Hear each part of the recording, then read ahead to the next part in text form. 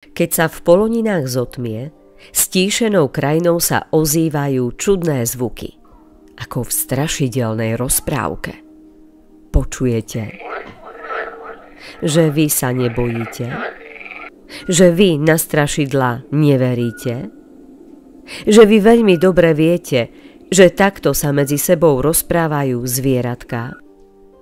Tak to ste potom veľmi bystré deti a máte úplnú pravdu.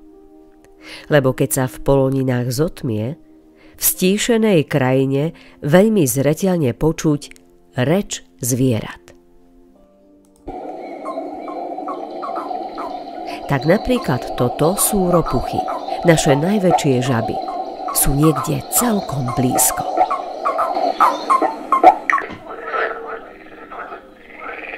Fíha, a toto je vrava. Tak takto sa dokážu prekrikovať jeden cez druhého iba skokany. Naše žaby s najdlhším skokom. Ozývajú sa z nedalekého rybníka. A pozrite, nad pokojnou vodou prelietavajú netopiere, naše jediné lietajúce cicavce. Sú veľmi vzácne a užitočné. Jej! Z diaľky sa ozýva líštička.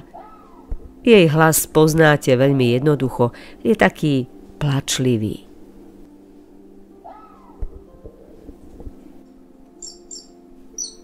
Pst, tu v tráve voľačo šuští a piští. To budú myšky. Ej, ale nech si dajú veľký pozor, lebo na blízku je sova.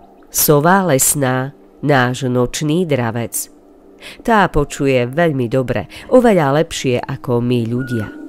A na myške si veľmi rada zamaškrtí. Podobne ako aj kuvik. To je tiež sova. Patrí k tým najmenším. A aj on nás dnes večer prišiel pozdraviť. Keď sa v poloninách zotmie a krajina sa stíši, v tej tajomnej tmavej ríši je teda poriadne rušno a divoko.